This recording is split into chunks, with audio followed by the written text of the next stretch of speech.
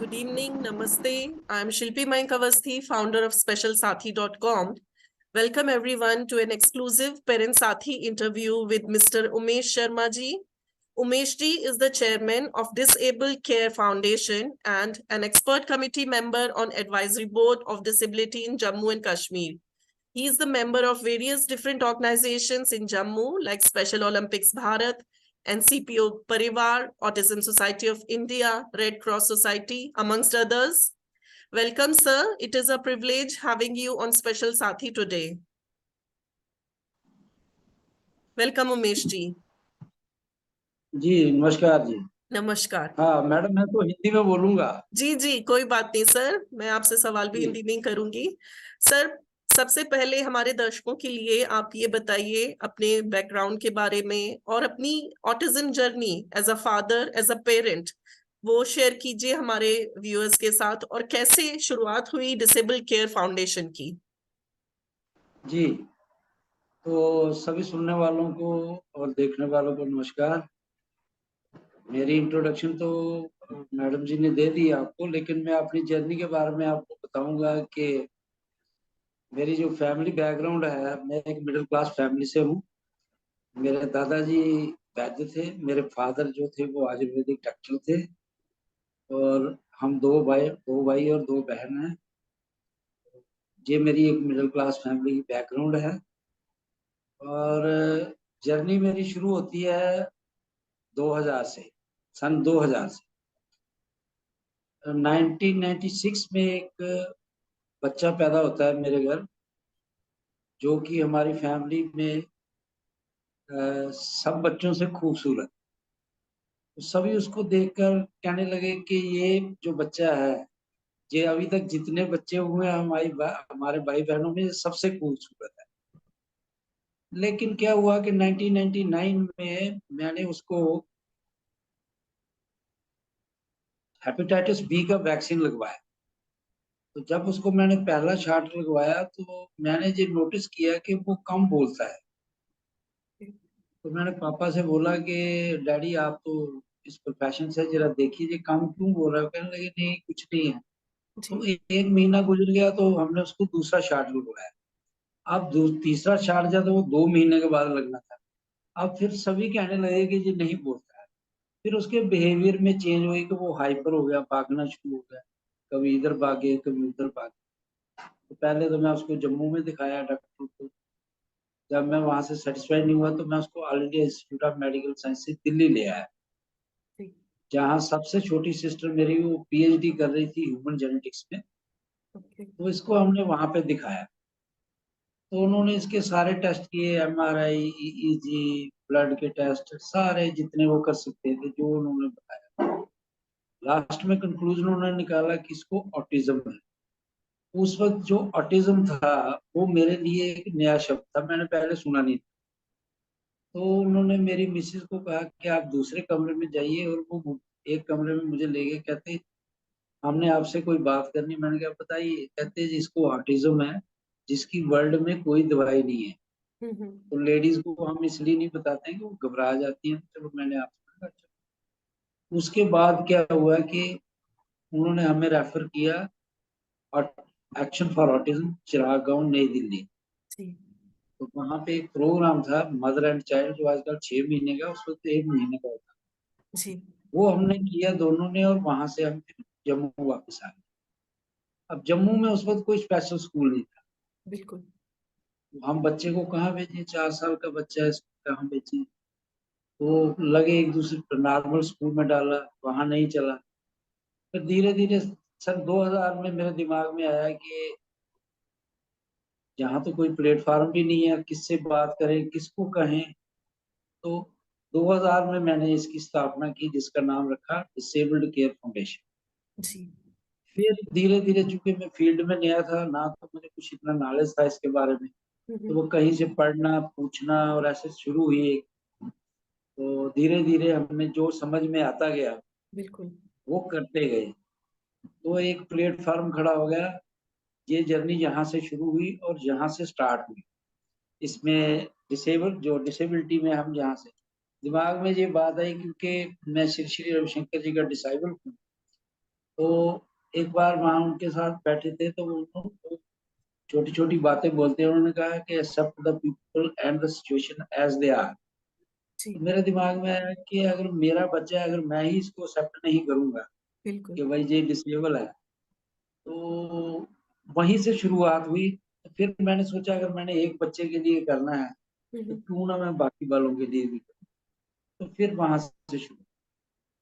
बहुत बढ़िया सर, बहुत बढ़िया। ये काम जो आपने स्टार्ट किया और ये फाउंडेशन, डिसेबल केयर फाउंडेशन की स्थापना की, ना कि सिर्फ अपने बच्चे के लिए, बाकी सारे और भी जो बच्चे जम्मू कश्मीर उस एरिया में होंगे उसके लिए।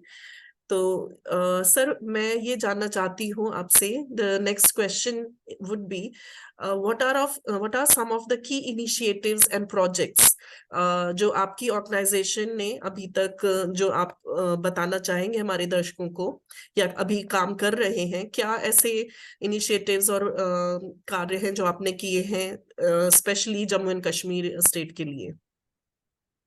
जी, मैडम, इसमें सबसे पहला इनिशिएटिव हमने डिस्ट्रिक्ट डिसेबिलिटी रिहैबिलिटेशन सेंटर का लिया था।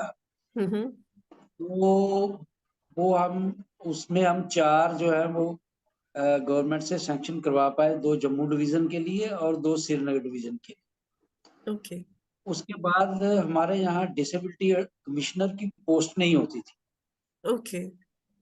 तो उस पोस्ट को हमने क्रिएट करवाया था, जहाँ पे गवर्नर थे श्रीमान एन.एन. वोहरा जी। उनसे हमने एक बार एक रिप्रेजेंटेशन दिया था। तो जब गवर्नर रूल हुआ तो उसके बीच में उन्होंने वो एक पोस्ट क्रिएट कर दी थी। ओके। तीसरा हमारा हमने इसमें किया कि जूडी आईडी, जो यूनिक डिसेबिलिटी आइडेंटिटी कार्ड जो है, हम्म। जिसको आजकल मैंडेटरी भी कर दिया गया है। जी। तो ये सन 2018 में हमने हमारे यहाँ गवर्नर के एडवाइजर हुआ करते थे जनाब खुर्शीद अहमद खान, जो कभी चीफ सेक्रेटरी भी रहे हमारी स्टेट के। उनके साथ हम 2 बार मिले तो उन्होंने इसको 3 फरवरी 3 अक्टूबर 2018 को इसको लागू कर दिया था। ओके। इसी तरह एक प्रोजेक्ट है जिसको हम बोलते हैं CRC, composite regional centre, okay. जिसके लिए उसके लिए हमारे यहाँ उसकी जमीन जो चाहिए होती है सरकार को, वो भी अलॉट हो गई है। अच्छा। और उसको एडमिनिस्ट्रेटिव काउंसिल ने पास भी कर दिया है। जी। उसके लिए रेंटेड बिल्डिंग भी हो गई। अभी 2 हफ्ते पहले जॉइंट सेक्रेटरी श्री राजीव शर्मा जी आए थे उसकी इंस्पेक्शन करने, और ओके। वो हमें आश्वासन देके गया है कि 15 जून को हम इसको लागू करें, बहुत जहाँ बढ़िया। पे रेंटेड बिल्डिंग में शुरू कर देंगे। तो ये जी। कुछ प्रोजेक्ट है, कुछ इनिशिएटिव है। अभी कुछ चल रहे हैं, जैसे मेंटल केयर हेल्थ एक्ट जो है वो लागू तो है हमारे यहाँ। उसके हम्म। अंदर एक कमेटी बनती है जिसके जो मेंटली इल लोग होते हैं, उनकी काउंसलिंग के लिए कोई सेंटर बनते हैं जिनके लिए, उसकी कोशिश कर रहे हैं कि वो जो है उसको हम जहाँ लागू करवा पाए। इसी तरह सेंटर की बहुत सी स्कीमें, खासकर नेशनल ट्रस्ट की। जी। तो नेशनल ट्रस्ट की स्कीमें हम चाहते हैं, अभी अगर हम देखें, एक ये भी प्रोजेक्ट था हमने लिया था। नेशनल ट्रस्ट एक्ट जब 370 था हमारे यहाँ तो लागू नहीं था। जी। तो 370 में हमने एक कोशिश की थी, इसका नाम रखा था the J&K state trust act. Okay.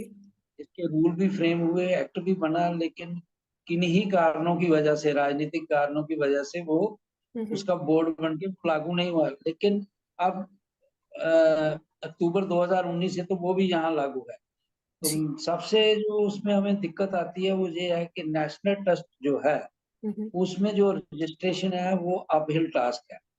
Okay. वो इतना इतना मुश्किल है कि मैं ये कहूंगा कि हिमालय पर्वत की चोटी पे चढ़ना उसके बराबर है। हम उसको अब ले रहे हैं क्योंकि हम स्टेट को लिख रहे हैं, जितने भी उनके वेबिनार होते हैं उनमें मैं बोलता हूँ जी। कि आपको जो चीजें प्रोजेक्ट देने के टाइम में मांगी जाती हैं वो आप रजिस्ट्रेशन में मांगते हो, हम्म। जबकि वही एसोसिएशन, एक तो एसोसिएशन सोसाइटीज एक्ट में रजिस्टर्ड है, नीति योग में रजिस्टर्ड है, जी। आरपीडब्ल्यू एक्ट में रजिस्टर्ड है, तो फिर नेशनल ट्रस्ट को एक्स्ट्रा क्या चाहिए? बिल्कुल। अगर एक एसोसिएशन 3 जगह ऑलरेडी रजिस्टर्ड है, तो हम्म। आपको उसको रजिस्टर्ड कर दीजिए, और जब आपने उसको कोई प्रोजेक्ट देना, जितनी चीजें आप मांग रहे हो वो मांग लेना। बिल्कुल। तो उसके ऊपर भी जो है मैं काम कर रहा हूँ। अभी मैंने श्री राजेश अग्रवाल जी जो सेक्रेटरी हैं डिपार्टमेंट ऑफ डिसेबिलिटी अफेयर के, उनको मैंने लिखा है और वो एक अच्छे आईएएस ऑफिसर हैं और वो उनको कुछ लिखा जाए तो वो एक्शन लेते हैं। अच्छा, तो ये चल रहेगा अभी हमारे दिमाग में। बहुत बढ़िया सर। काफी बढ़िया इनिशिएटिव्स जो आपने बताए हैं हमें। लेकिन क्या लगता है आपको, क्या चैलेंजेस हैं, बिगेस्ट चैलेंजेस हैं आपकी या आपकी जैसी काफी जो संस्था काम कर रही है इंडिया में, और खासकर जम्मू एंड कश्मीर जैसे स्टेट में जहां अपने ही कुछ प्राविधान और अलग ही संविधान चलते हैं, तो आपको क्या लगता है वो बड़े बिगेस्ट चैलेंजेस आपने फेस किए या कर रहे हैं? मैडम हम बहुत से चैलेंज फेस कर रहे हैं। सबसे बड़ा चैलेंज है right of person with disability act 2016 को लागू करना। अभी आप देखिए कि 5 अगस्त 2019 से सेंट्रल के सारे कानून हमारे यहाँ लागू हैं। हम्म। तो इसमें ये भी लागू है। अभी तक हम उसकी सिर्फ एक्सपर्ट कमेटी बना पाए हैं जिसका मैं मेंबर हूँ। जी। पूरा बोर्ड अभी तक कॉन्स्टिट्यूट नहीं। फिर अच्छा। उसके आगे उसके डिस्ट्रिक्ट कमेटीज हैं, वो अभी तक वहां लागू नहीं हुई। लेकिन कुछ चीजें हैं जो सिर्फ कागजों पे लागू हो रही हैं, वो बहुत ज्यादा है। हम चाहते हैं कि वो जमीन पे हो। बिल्कुल। जैसे कि ग्रीवेंसी रिड्रेसल ऑफिसर, अभी कल ही इनकी एक नोटिफिकेशन आई है जिसमें उसमें 35 के करीब इन्होंने हर डिपार्टमेंट में डिसेबल के लिए ग्रीवेंसी रिड्रेसल ऑफिसर जो गस्टर ऑफिसर रैंक का आदमी है उसको अपॉइंट किया है।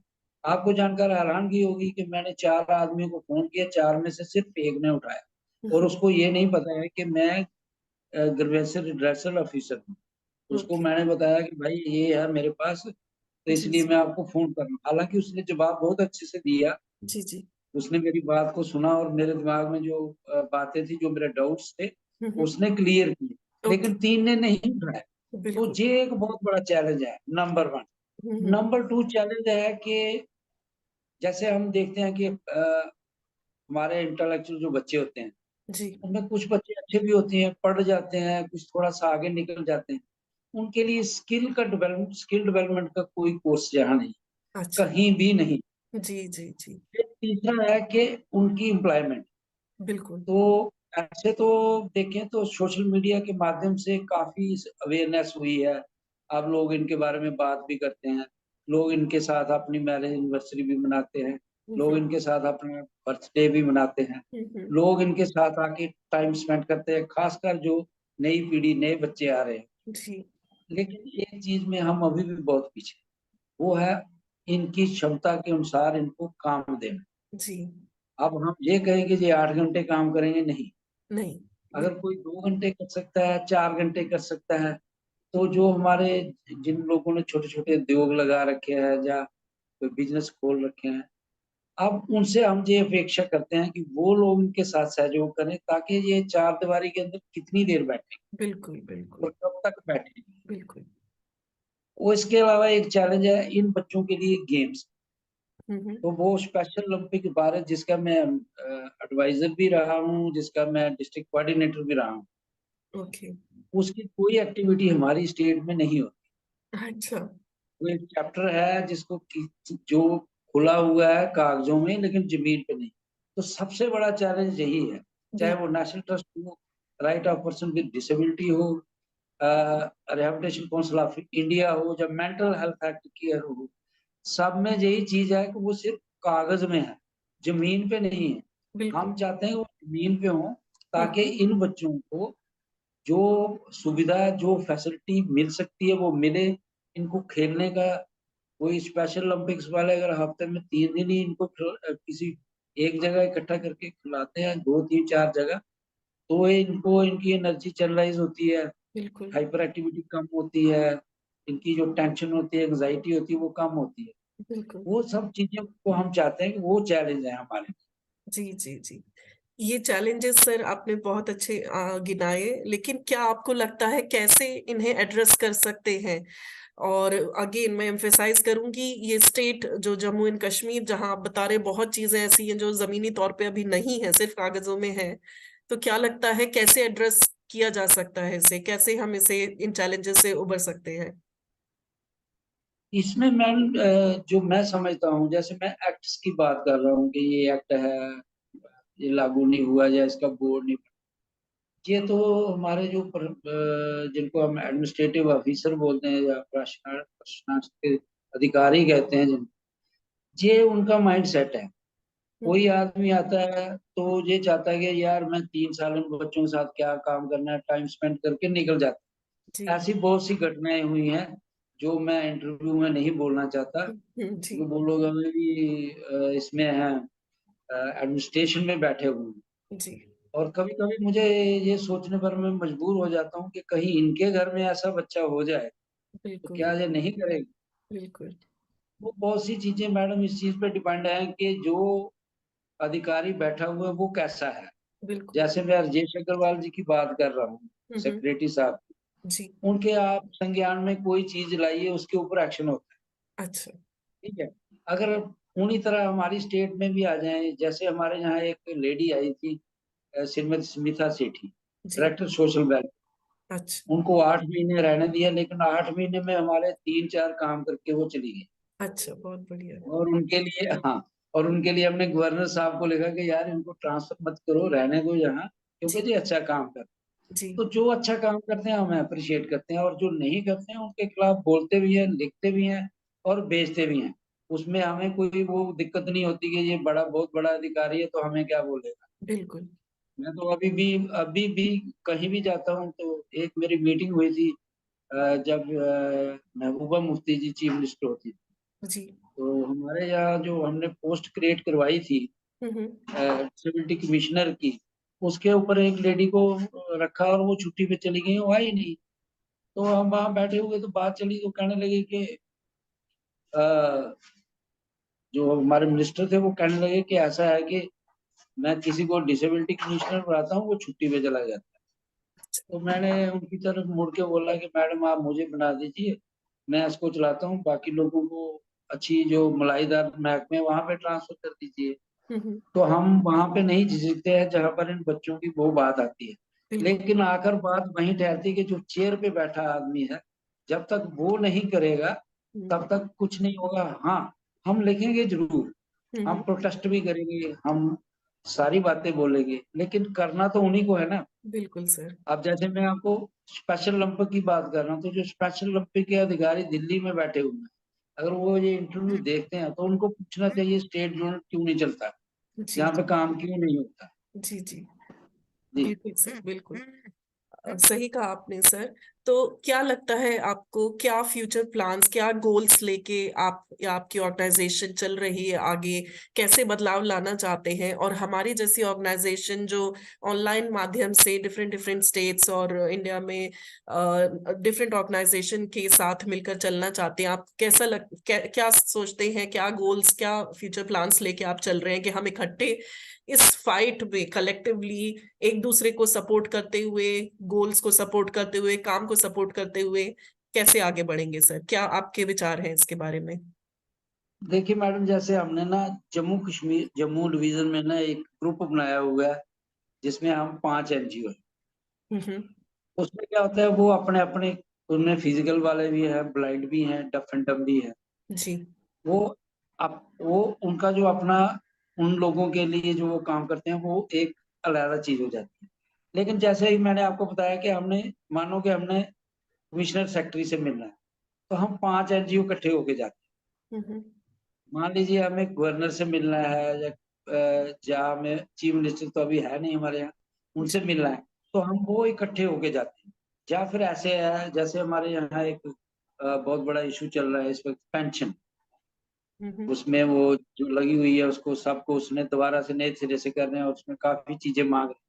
तो उसका एक 15 जून को हमने एक प्रोटेस्ट रखा हुआ है, तो हम सब इकट्ठे होकर करेंगे। ओके। इसी तरह मैं कहता हूँ कि जैसे आप लोग ऑनलाइन जुड़े हुए हैं, आप जब लोगों डिफरेंट ऑर्गेनाइजेशन से मिलते हैं तो उनकी समस्याएं तो आपके पास नोट हो जाती हैं कि कौन सी समस्या पे ये काम कर रहे हैं। जी। जी। तो अगर मान लीजिए जैसे मैं नेशनल ट्रस्ट की बात कर रहा हूँ जी। कि उसकी जो रजिस्ट्रेशन है वो टीडीएस है, वो हाँ। गलत है, जी। नहीं होनी चाहिए।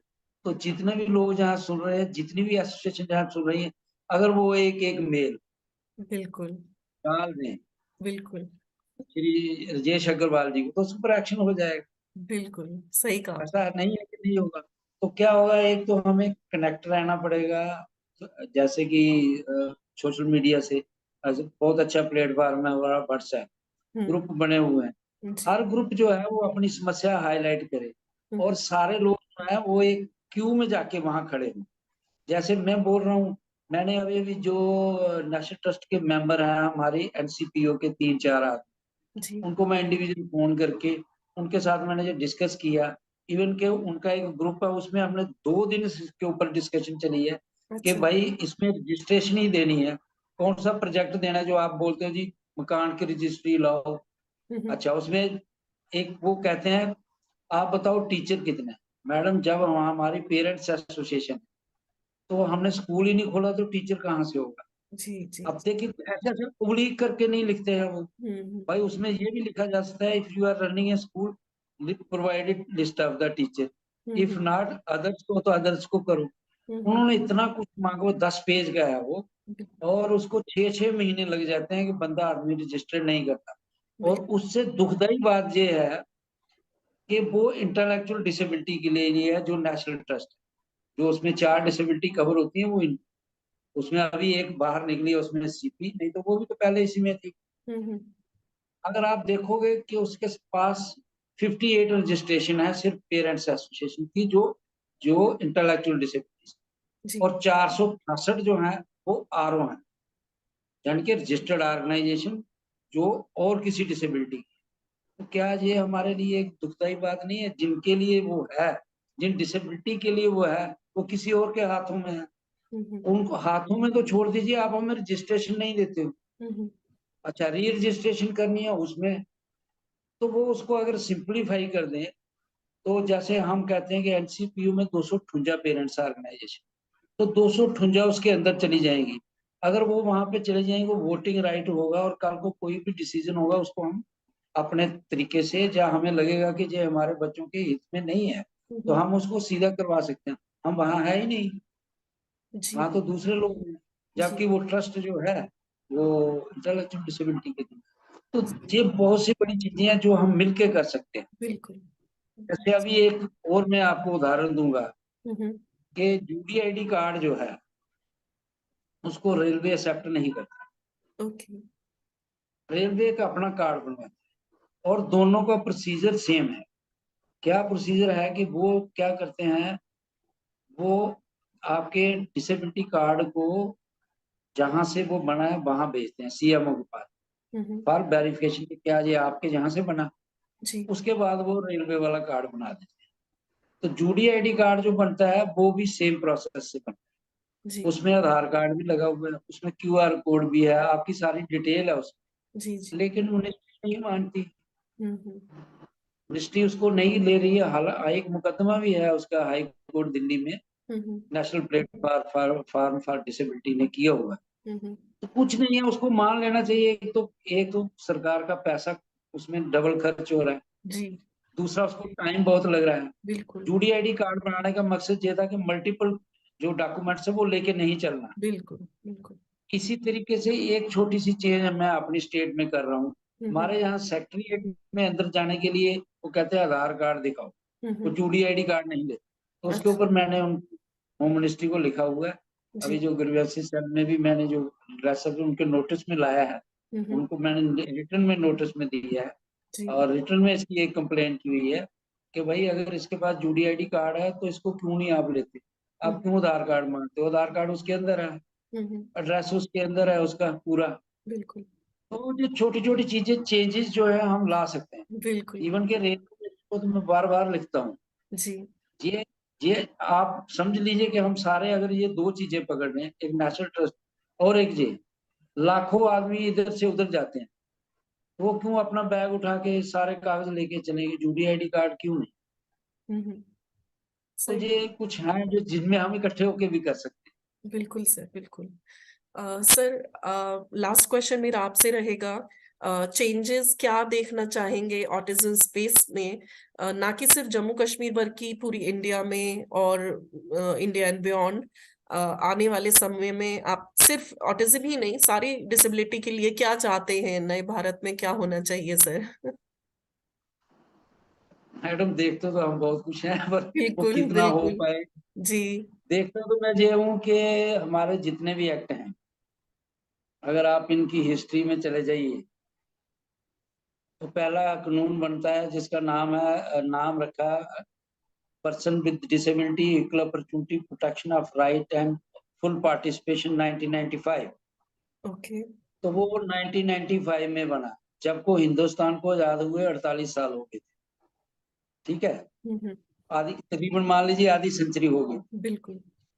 फिर अगर हम right of person with disability act 2016 की बात करें, तो 2006 में यूएनओ कन्वेंशन हुई और 2016 में, मतलब 10 साल तो इसको भी लग गए। हम्म।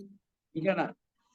अगर हम सेंसस की बात करें, तो हर 10 साल बाद सेंसस होता है, और हर 5 साल बाद जो उसको हम लाइफ स्टॉक सेंसस कहते हैं, जो पशु होते हैं उनकी भी गणना होती है हर 5 साल बाद। जी। तो जो पहली डिसेबिलिटी की गणना हुई वो हुई 2010-11 के सेंसस में। हम्म। यानी कि 2010-11 तक ये ना तो आदमियों में गिने गए और ना ही और कहीं इनको गिना गया है। ठीक है ना। जी तो जी 64 साल लग गए। जी। आप खुद सोचिए कि अगर 48 साल, 64 साल, इसी तरह अगर मैं मेंटल केयर हेल्थ के एक्ट की बात करूं, जी। तो 1912 में एक एक्ट था जिसका नाम था द इंडियन नुलेंसी एक्ट। ओके। ठीक है। तो जितने इंटेलेक्चुअल बच्चे थे ये सारे उसी में थे, और जो मेंटली सिक थे, जिनको हम इंसेन कहते हैं, वो भी उसके अंदर। ओके। उनको 1912 में जाकर 1987 में एक एक्ट बना था मेंटल केयर एक्ट। अब जो 2017 हो गया अमेंड करके, तो वहां जाके जो इंटेलेक्चुअल डिसेबिलिटी वाले बच्चे थे उनको उससे सेग्रीगेट किया गया। तो आप समझिए कि 80-80 साल को इतने 62-62 साल लगते हैं, तो हम्म। फिर कौन सी प्रोग्रेस होगी मैडम। जी। जब तक जो लोग, मेरे जैसे लोग, आप जैसे लोग, जो इन लोगों का इनिशिएटिव, इनके लिए इनिशिएटिव लेंगे, वो तो ऊपर चले जाएंगे ना। हम्म। उनके जीते जी कुछ होगा ही नहीं। जी। अब मान लीजिए कि कोई जो लोग उस एक्ट के लिए बोल रहे थे, जिसकी मैं बोल रहा हूँ कि पीडब्ल्यूडी एक्ट ऑफ 1995, हम शॉर्ट में उसको बोलते हैं। जी। अब जो लोग वहां उनके लिए कोशिश कर रहे होंगे, क्या वो 48 साल तक जहाँ होंगे? बिल्कुल सर। उनमें से बहुत सारे ऊपर होंगे। बिल्कुल इसी सर। तरह सेंसस की कोई बात कर रहा होगा, तो मैं जो करता हूँ, अगर मैं सोचता हूँ अगर कहीं हमें मौका मिले, हम्म। तो भाई मेरी नजर में अगर कोई लाइन में सबसे लास्ट में खड़ा है तो वो ये लोग। जी। हालांकि हमारे यहाँ तो बहुत कुछ कहा जाता है, वो तो उसको हम छोड़ देंगे। क्योंकि जो चल नहीं फिरते, जो बोल नहीं सकते, जिनको दिखाई नहीं देता, जो सुन नहीं सकते, कुदरत की तरफ से वो पीछे हैं, तो वो जहाँ लाइन में सबसे पीछे है, तो जी। कोई भी सरकार तब तक अपने आप को आगे नहीं मान सकती, जब वो वेलफेयर में आगे नहीं कर सकती, जब तक वो उनको साथ में लेके नहीं चलती। बिल्कुल। तो इसको मैं एक शेर के साथ समाप्त करूंगा। बिल्कुल सर। तो मुझे किसी ने है किसका वो मुझे याद नहीं है, लेकिन शेर मुझे बहुत अच्छा लगता है, तो मैं आपको सुनाऊंगा। बिल्कुल वो इरशाद। कहता है कि सर्द हवाओं को गुनगुना कर सकता हूँ, सर्द हवाओं को गुनगुना कर सकता हूँ, हर तारीफ को अनसुना कर सकता हूँ तो मैं शून्य, लेकिन इकाई को 10 गुना कर सकता हूँ। तो बहुत ये खूब। जो जीरो है, अगर इनके साथ एक लग जाए तो ये 10 हो जाएंगे।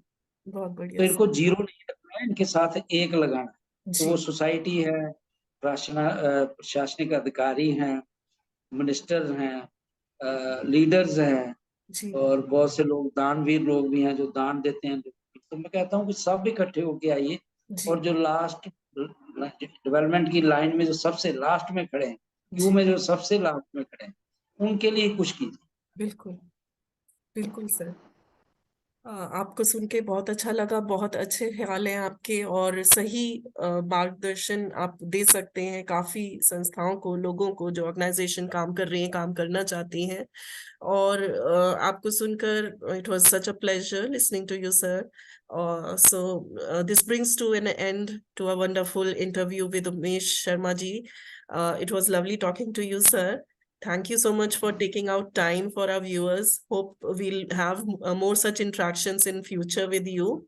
And we are all together in this fight and the journey. Special Sathi is committed to bring out change at every level. And thank you once again. आप समय निकालने के लिए. Have a great day, sir. Thank you. Thank you. Thank you.